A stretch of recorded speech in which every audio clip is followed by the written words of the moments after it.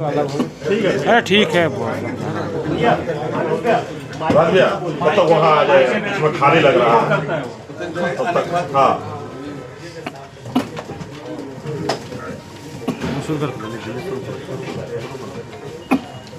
धनबाद के पत्रकार भाइयों, आप सबको मैं सादर नमस्कार करता हूँ, प्रणाम करता हूँ। मैं कई दिनों से झारखंड के कई नगर निगम और कई क्षेत्रों में प्रवास किया, लोगों से मिला और स्थानीय लोगों से चर्चा भी की कि झारखंड की परिस्थिति क्या है। उसमें से निकल करके सबसे प्रमुख बात आई कि झारखंड की जनता परेशान है, त्रस्त है। झारखंड में पूरी तरीके से कानून व्यवस्था ध्वस्त है। बच्चा चोरी की निरंतर घटनाएं बढ़ रही है और महिलाओं को असुरक्षा का भावना पूरे प्रदेश में व्याप्त है। लगातार व्यापारी वर्ग को पूरे झारखंड में धमकियां मिल रही है, अपहरण हो रहे हैं और आप घटनाओं को जानते हैं, बताने की जरूरत नहीं है कि डॉक्टर को धमकी मिलती है तो डॉक्टर दंपति स्थान छोड़ के चला जाता है। और तो रांची शहर के अंदर धमकी भी मिल रही है और कलेक्ट्रेट के पास गोली भी चलाई जा रही है। जहां मुख्यमंत्री का निवास है उसके पास भी गोली चल रही है। ऐसा दहशत तो कभी भी झारखंड में देखने को नहीं मिला। पूरी तरीके से कानून व्यवस्था ध्वस्त है। अलग अलग स्थानों पे जब प्रवास होता है तो हम लोग देखते हैं कि स्कूल टूटी है, अस्पतालों की हालत जर्जर है और सड़कें की स्थिति तय हो रही है कि गड्ढे में सड़क है कि सड़क में गड्ढा है, ये पता ही नहीं चलता। जब हम उत्तर प्रदेश जाते हैं, मध्य प्रदेश जाते हैं, छत्तीसगढ़ जाते हैं, गुजरात जाते हैं, जहाँ भारतीय जनता पार्टी की बीजेपी की सरकार है, वहां पे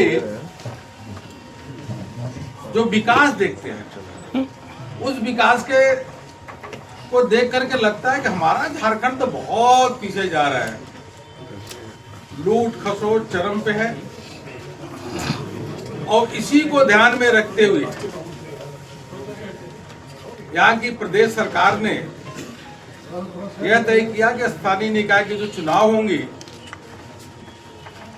वह दलीय व्यवस्था पे न हो, क्योंकि भारतीय जनता पार्टी कमल का फूल और प्रधानमंत्री मोदी जी की लोकप्रियता से डरते हैं और सिंबल पे न हो,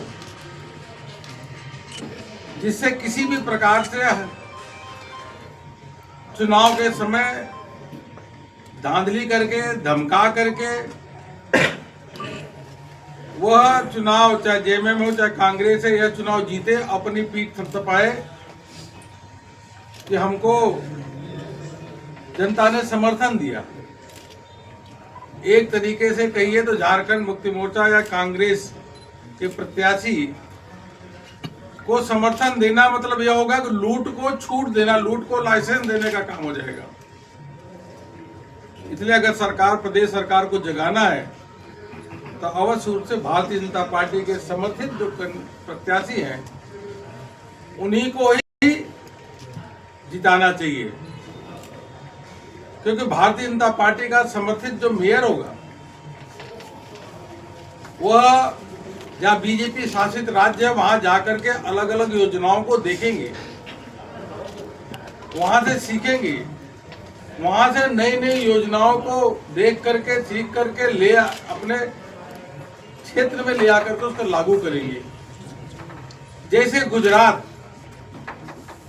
अहमदाबाद देखें तो वो नगर निगम का क्षेत्र इतना सुंदर है, सारी व्यवस्थाएं बहुत विश्व स्तरीय है, तो वैसे धनबाद की भी होनी चाहिए। तो धनबाद की तभी संभव है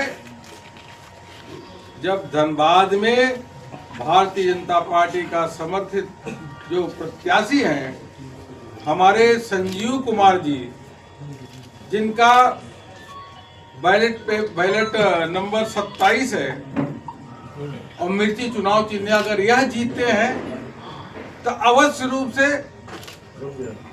जैसे गुजरात में अहमदाबाद का कॉरपोरेशन है, सुंदर बिजली की व्यवस्था, स्ट्रीट लाइट, पीने के पानी की व्यवस्था, ड्रेनेज सिस्टम विश्व स्तरीय जो है, वही विश्व स्तरीय सुविधा, वर्ल्ड क्लास सुविधा वह धनबाद में भी लागू करेंगे।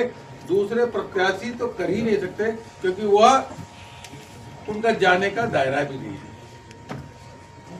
प्रधानमंत्री मोदी जी के नेतृत्व में धनबाद के आसपास और धनबाद में अनेकों उल्लेखनीय काम हुए हैं। सिंदरी में नैनो यूरिया और जो फर्टिलाइजर का प्लांट यहाँ शुरू हुआ, वो प्रधानमंत्री मोदी जी के नेतृत्व के कारण हुआ।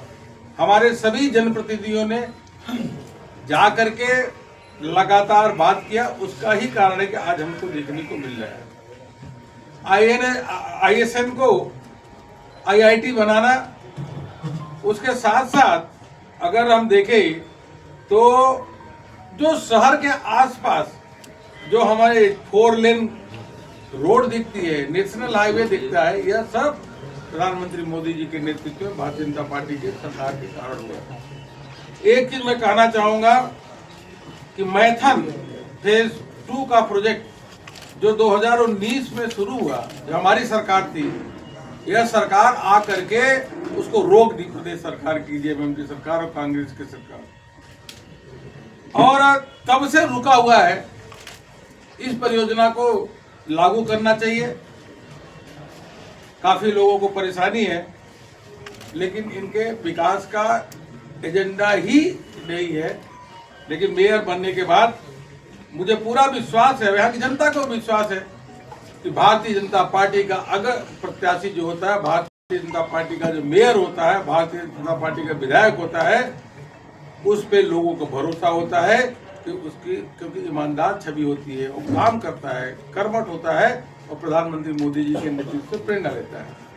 अब हमारे प्रत्याशी जो संजीव कुमार जी देखिए, इतने विनम्र, इतने सरल और इतने सहज, मैं दावा करता हूं सभी प्रत्याशियों में तुलना कर लीजिए, संजीव कुमार जो भारतीय जनता पार्टी के समर्थित प्रत्याशी हैं, सबसे सरल, सबसे सहज, सबसे विनम्र, सबसे मिलनदार अगर कोई है तो संजीव कुमार जी, जिनका बैलेट नंबर 27 है। दावे के साथ करता तुलना करिए। तो झारखंड की जनता, विशेष रूप से धनबाद के लोग, हमारे प्रत्याशी जो भारतीय जनता पार्टी के प्रत्याशी हैं, और एक ही प्रत्याशी भारतीय जनता पार्टी बीजेपी का समर्थित प्रत्याशी है, जिनका नाम है संजीव कुमार अग्रवाल जी। संजीव कुमार जी वह 27 नंबर है। कोई कंफ्यूजन मत करिए, कई संजीव खड़े होंगे, लेकिन भारतीय जनता पार्टी का केवल और केवल धनबाद का एक ही प्रत्याशी है, वह हमारे संजीव कुमार जी अग्रवाल साहब, जिनका 27 नंबर बैलेट पेपर है। मैं मित्रों आपके माध्यम से कहूंगा कि सभी भारतीय जनता पार्टी के कार्यकर्ता और जो समर्थक हैं, सब मिलकर के, एकजुट होकर के, एक मत होकर के, जाति बिरादरी से उठ करके यह सुनिश्चित करे कि भारतीय जनता पार्टी का समर्थित कैंडिडेट यहाँ से मेयर जीते और राष्ट्र की मुख्य धारा से जुड़े। क्योंकि राष्ट्र के मुख्य धारा से जुड़ने वाली और चलने वाली एकमात्र पार्टी भारतीय जनता पार्टी है। कोई भी कार्यकर्ता अगर भारतीय जनता पार्टी के समर्थित प्रत्याशी को अगर प्रचार नहीं करता, वोट नहीं देता, तो मुझको लगता है कि इससे बड़ा पाप कुछ नहीं होगा। इसलिए कोई यह पाप नहीं करे, सभी लोग भाजपा के प्रत्याशी को जिताए और पुण्य कमाए और भाजपा जो निर्णय लिए उसके में अपना भागीदारी सुनिश्चित करें। अब मुझको लगता है कि हम लोग अपना कुछ सवाल पूछ सकते हैं क्या? संकल्प जारी करके सुनिए, यह संकल्प आइए। Iya,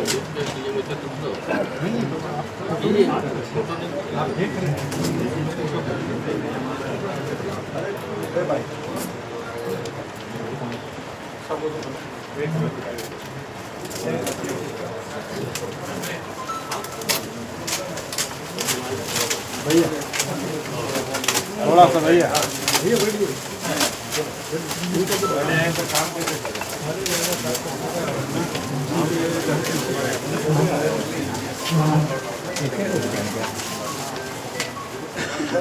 हाँ एक बार सभी इधर संजीव जी पलटिए आप यहाँ। एक बार इधर हाँ एक बार इधर एक मिनट एक बार हाँ बस एक बार इधर भी देख लेंगे सर आप लोग सर राज जी संजीव इधर